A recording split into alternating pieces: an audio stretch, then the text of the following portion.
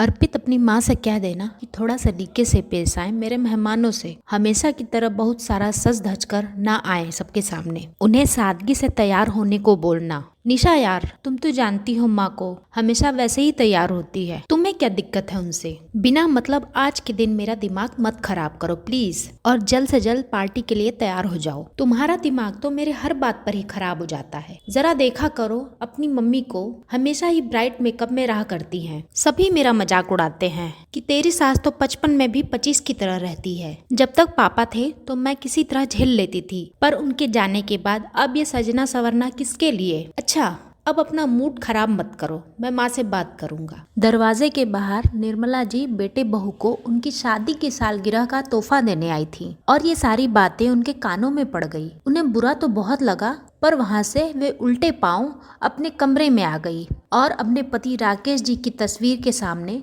खड़ी होकर रोने लगी। तभी उनका बेटा अर्पित आया और उसने कहा, माँ आप बुरा न माने तो मैं एक बात कहूँ? उन्होंने बिना बेटे की तरफ देखे ही कहा कि बोलो। वे अपनी भीगी हुई आंखें बेटे को नहीं दिखाना चाहती थी। अर्पित आगे बोला, माँ आप अब पापा के जाने के बाद इतना सज धज कर ना रहा करिए। इस समाज की अपनी एक मर्यादा है और हम भी इससे बंधे हुए हैं। आपको ऐसे सजे धजे देखकर सब आपकी हंसी उड़ाते हैं। मुझे ये सब अच्छा नहीं लगता है।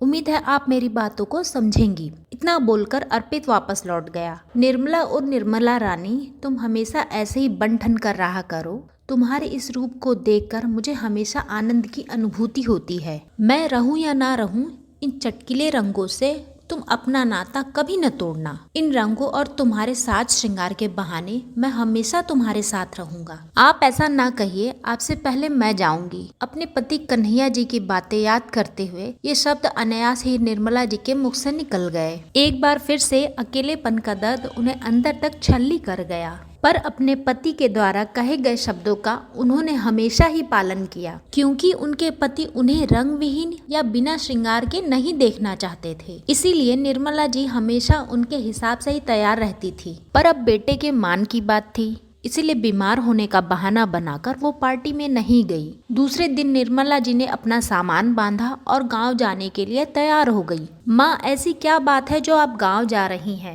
पापा के जाने के बाद अब आपका वहाँ कौन है? 2 सालों से आप यहाँ हंसी खुशी तो रह रही हैं। कोई कमी है क्या आपको? नहीं बेटा, कोई कमी नहीं है, पर जैसे तुम लोग चाहते हो मैं वैसे नहीं रह सकती। तुम्हारे पापा मुझे हमेशा सजे सवरे देखना चाहते थे। उनकी आखिरी इच्छा भी यही थी कि मैं हमेशा उनके हिसाब से ही तैयार रहा करूं। अब ये सब तुम्हारे समाज के हिसाब से ठीक नहीं है तो मैं तुम्हें शर्मिंदा नहीं कर सकती, पर अपने पति को भी नाराज नहीं कर सकती। इसीलिए मैं अपने समाज में जा रही हूँ, जहाँ मेरी वजह से तुम्हें और निशा को कोई परेशानी ना हो। रही बात मेरे समाज की, तो मैं उन्हें जवाब देने के लिए काफी हूँ।